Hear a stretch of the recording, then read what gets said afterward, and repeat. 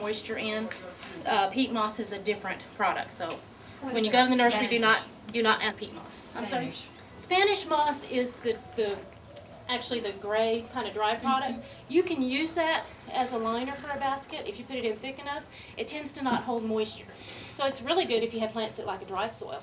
But if you have something that wants more moisture, it does dry out very, very quickly. Gives a little different look, you know, but I've used that before too. It's also one that's really easy to use, like we were talking with the bougainvillea, where you want to take a plastic container and set it down in. You can line that more quickly and more easily because you do not have to wet it in order to be able to work with it.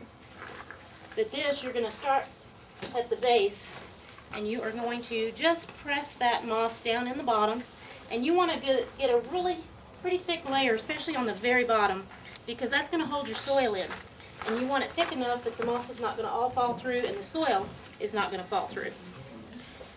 Now, because this is a loose product, you will have some of it coming out the bottom, and you'll find that on your baskets that are finished, the birds do like to steal it because it makes very good nesting material.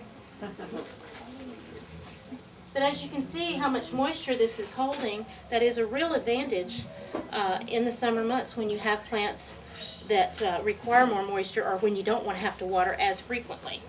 Now you can see I've done just about the bottom 2 rungs of that. That's a good base. Next step is going to be to add your soil. You said it's about 4 or 5 inches. This one's probably about 3 inches thick, yeah. And again, it may depend on the size basket. When I do larger baskets like this one, I'll make it even thicker because you're going to put larger plants and you're going to have a lot more weight of the soil. So you want enough of a base there to hold the soil in. So basically I've done a layer of moss and I'm just putting the first layer of soil in. I'm going to build this up and I'm going to start planting on this particular basket about right here because I do want a lot of trailing plants. That's something you need to consider is the eye level that you're going to be viewing it. You know, if it's something that's going to be viewed very low, you want to concentrate your plants in the top portion of the basket. If you're going to hang it high, you want a lot of plants coming out the bottom. Why would you not do all the sphagnum moss and then fill the dirt? Because in this particular one, when you're side planting, I find it easier to add the plants from the inside out as you go and you're building it up in layers. If you line, some people will line the basket and then go back in, but then you have to tuck your plants through. And it depends on if you're dealing with really tiny plants, that works. But a lot of times I'll use 4-inch or even 6-inch material, and you can't tuck that through without damaging the root system. So this way, rather than working from the outside in, you can work from the inside out. And I'll give you an example of that when I put the first layer in here. I'm just going to make, so you've got the soil in the center, and you can see I'm kind of making a little bit of a rim around that to hold the soil in. And that's going to hold both the soil and the plant when I put in the first layer of plant material. And this is a messy business, so don't do this in your living room on the carpet.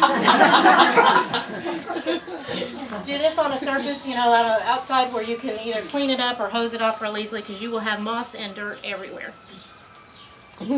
I was working on these the other day and I went inside and I looked like I'd been to the mud races. I had dirt from here to here. Okay, so now I've got that. And I'm going to add just a little bit more soil just to give a good base, because when you put your plants in there, you want to place the plant's roots directly on the soil surface. Okay, for the first layer, I want to do something that trails. Would you do color essentials now? Probably not yet, because what I'm putting in right now is not going to be the color plant. You can do, she was asking about color essentials, which is a fertilizer. It is a flowering plant food, so when I do put the flowering plants in, I will add a little bit of that to the soil where the roots are on that. Now I'm working with ivy here. This is just a regular English ivy, green variety, they call it California. And as you can see, this is a 6-inch plant, which looks like, how in the world am I going to get that in there? Well, what I'm going to do is I'm going to divide it.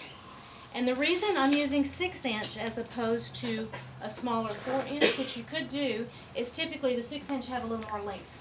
So if you want more instant length on it, you can start with the larger plant. Now I've divided it in half, so one plant, 6-inch, is going to give me 2 to work with.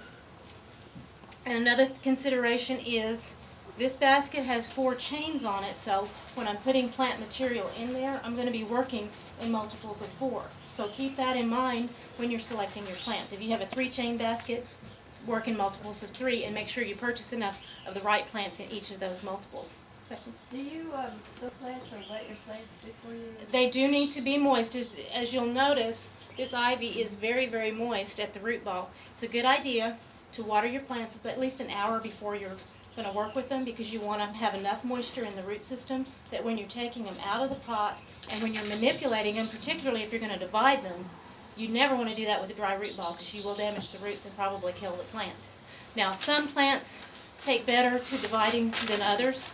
We talked earlier about the bougainvillea. You never want to do this with a bougainvillea. You'll probably kill it. It'll defoliate and you'll hate it. Ivies are very, very easy to divide. The little polka dot plant I showed you, they don't mind having their root system divided. And again, you split it, but you're still getting a considerable root system in each section.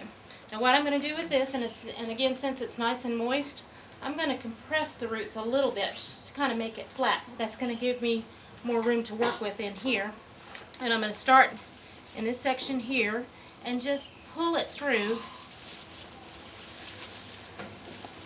And again, the root ball's sitting right on the soil.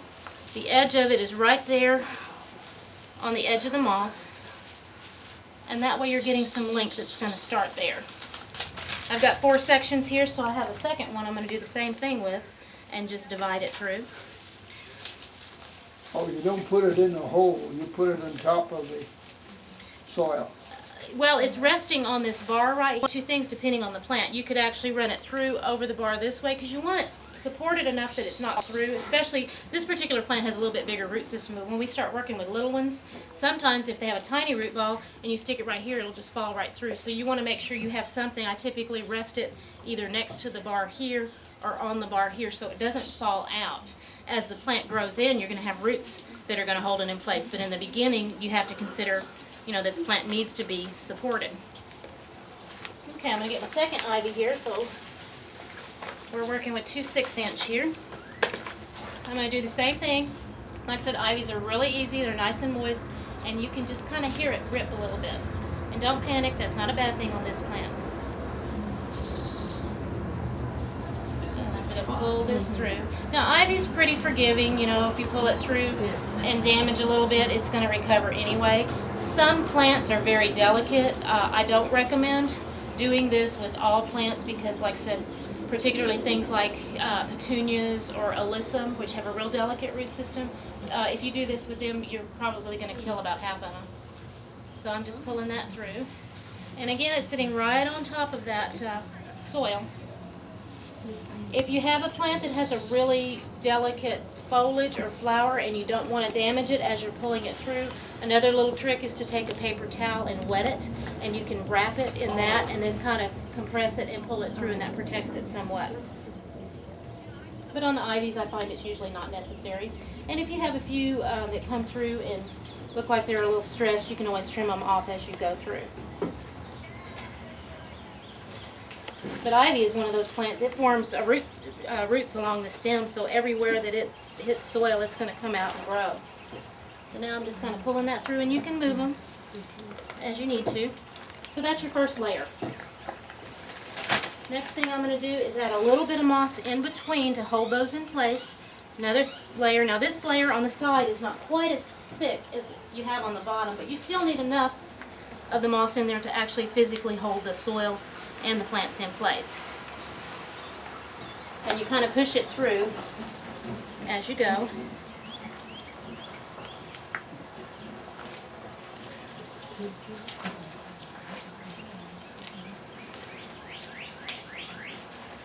And this is something that, you know, when you're working on a project like this, depending on the size basket, give yourself a little time. You're not going to do this in 5 minutes. You know, this is something that's going to take a while. Play with it. And you may find, as you're working with it, and talking about playing with it, you may decide you don't like your plant selection or you want to change a few things. You know, at this stage, it makes it easy. If I decided I didn't like these ivies, I could pull them out and start with something different. You know, you never want to dismantle a basket where the roots have started to grow in, but before the root balls have established, you can change it and move things around if you need to. Okay. So now I'm adding another layer of soil, just enough to cover the roots on that. Did you say what kind of soil you were using? I'm sorry. This is Vortex potting soil, and you always want to use potting soil, not garden soil, when you're doing either baskets or containers of any kind, because garden soil is going to be too heavy. You want something that drains well, and this has compost in it, so it's got a lot of organic matter, which is very important. Thank you. And we like the Ladybug, which is made by John Dromgoole. He's the guy from the Natural Gardener up in Austin, and he has some wonderful organic products, and I do really like his potting soil. You'll notice I just ripped that little poke